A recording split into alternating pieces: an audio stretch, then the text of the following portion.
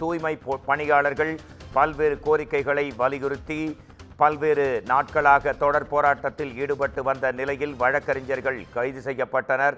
இது தொடர்பாக வழக்கறிஞர்களை விடுவிக்க தற்போது உத்தரவு பிறப்பிக்கப்பட்டிருக்கும் செய்தி முக்கிய செய்தியாக வந்திருக்கிறது. பல வழக்கறிஞர்களை காணவில்லை என்றும் பெண் வழக்கறிஞரின் கையில் போலீசார் தாக்கியதாகவும் அதிரடி புகார் எழுந்த நிலையில் தற்போது இந்த அறிவிப்பு வெளிவந்திருக்கிறது. தூய்மை பணியாளர்கள் போராட்டத்திற்கு ஆதரவு தெரிவித்ததற்காக கைது செய்யப்பட்ட 6 வழக்கறிஞர்களை விடுவிக்க உத்தரவு பிறப்பிக்கப்பட்டிருக்கிறது. வழக்கறிஞர்கள் பலரை காணவில்லை என்று ஆட்கொணர்வு மனு தாக்கல் செய்யப்பட்டது. சட்டத்தின் ஆட்சி நடைபெறும் நாட்டில் நள்ளிரவில் கைது செய்ய வேண்டிய தேவை என்ன என்று மனுதாரர்கள் தரப்பில் கேள்வி கேட்கப்பட்டது. இது குறித்து நமது குமுதம் செய்தியாளர் சிவகுமார் தரும் கூடுதல் தகவல்களை கேட்கலாம். சிவகுமார், தற்போது கைது செய்யப்பட்ட வழக்கறிஞர்களை விடுவிக்க உத்தரவு பிறப்பிக்கப்பட்டிருக்கும் செய்தி முக்கிய செய்தியாக வந்திருக்கிறது. உங்கள் ஆய்வறிக்கையை இது குறித்து தரலாம். துப்புரவு பணியாளர்கள் சம்பந்தமான விஷயங்கள். அதாவது கடந்த 12 தினங்களாக பல்வேறு அம்ச கோரிக்கைகளை வலியுறுத்தி சென்னை ரிப்பன் மார்க்கெட் பக்கத்துல தூய்மை பணியாளர்கள் போராட்டத்தில் ஈடுபட்டு இருந்தாங்க.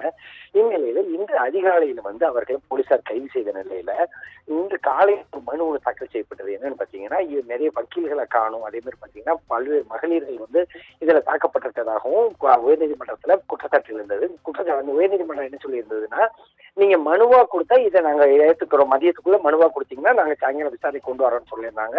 அதன் அடிப்படையில தற்போது விசாரணை பண்ணி கோர்ட் கடுமையான உத்தரவுகளை பிறப்பிச்சிருக்கு. எப்படின்னு பாத்தீங்கன்னா, தூய்மை பணியாளருக்கு ஆதரவு தெரிவித்ததற்காக கைது செய்யப்பட்ட 6 வழக்கறிஞர்களை உடனடியாக விடுவிக்கணும் அப்படின்னு சொல்லி தற்போது சென்னை உயர்நீதிமன்றம் உத்தரவிட்டிருக்குது. அதே மாதிரி கைது செய்ததற்கான ஆதாரம் இல்லை அப்படின்னு சொல்லியும் நீதிபதிகள் எஸ் ரமேஷ், பி லட்சுமி அமர்வு முன்பு அதை சொல்லி இருக்கிறாங்க. தூய்மை பணியாளர்களோட போராட்டத்துக்கு ஆதரவு தெரிவித்ததாக கைது செய்யப்பட்ட 6 வழக்கறிஞர்களை காணவில்லைன்னு ஆட்கொணர் மனுகளும் தற்போது தாக்கல் செய்யப்பட்டுள்ளது. அதாவது இந்த உயர்நீதிமன்றத்துல இந்த மனு நடந்துட்டு இருக்கும்போது அதாவது நீதிபதிகள் சொன்னது என்னன்னா, வக்கீல்கள் பாதிக்கப்பட்ட நபர்களுக்கு சார்பில் ஆதார வக்கீல்கள் என்ன சொல்றாங்கன்னா, அதாவது தூய்மை பணியாளர்கள் போராட்டத்துக்கு ஆதரவு தெரிவித்ததற்காக கைது செய்யப்பட்ட 6 வழக்கறிஞர்களை காணவில்லைன்னு தற்போது ஆட்கொணர் மனுக்கள் தாக்கல் செய்யப்பட்டிருக்குது.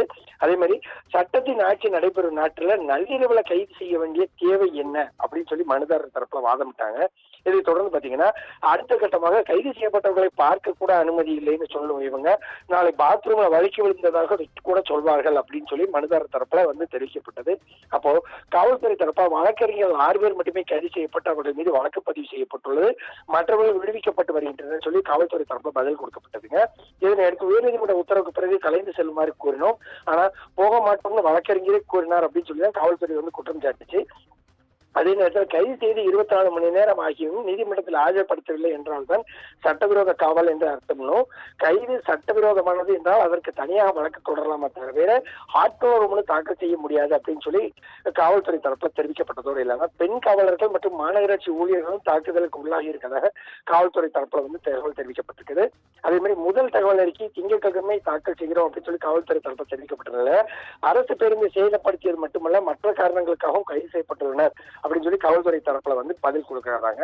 அதுக்கு நீதிபதிகள் என்ன கேட்டாங்கன்னா, வழக்கறிஞர்கள் மற்றும் சட்டக்கல்லூரி மாணவர்களை கைது செய்தது ஏன்னு சொல்லி நீதிபதிகள் கேள்வி எழுத்ததுக்கு, அரசு பேருந்தை சேதப்படுத்தியதற்கு காரணம் கைது செய்ததாக கூறுகிறீர்கள், ஆனால் கைது செய்யப்பட்ட பின்னர் தானே அவ்வாறு செய்தனர், அதற்கு முன்பாக செய்தது ஏன் அப்படின்னு சொல்லி நீதிபதிகள் பதில் கேள்வி எழுப்பிய நிலையில வழக்கறிஞர் மற்றும் சட்டக்கல்லூரி மாணவர்களும் சட்டத்தை பின்பற்ற வேண்டும், இரவு 11 மணிக்கு மேல அவர்களுக்கு அங்க என்ன வேலை அப்படின்னு சொல்லி காவல்துறை தரப்புல பதில் மனு தெரிவிக்கப்பட்டது. போராட்டத்தில் ஈடுபட்டவர்களுக்கு சட்ட ஆலோசனை வழங்கவே அவர்கள் அங்கிருந்தனர் மனுதாரர்கள் தெரிவிக்கப்பட்ட நிலையில உடனடியாக அந்த கைது செய்யப்பட்ட 6 வழக்கறிஞர்களை உடனடியாக விடுவிக்கணும் அப்படின்னு சொல்லி தற்போது உத்தரவிட்டு அந்த வழக்கை ஒத்தி வச்சிருக்கிறாங்க. மோகன்ராஜ், நன்றி. உங்கள் விரிவான தகவலுக்கு நன்றி சிவகுமார்.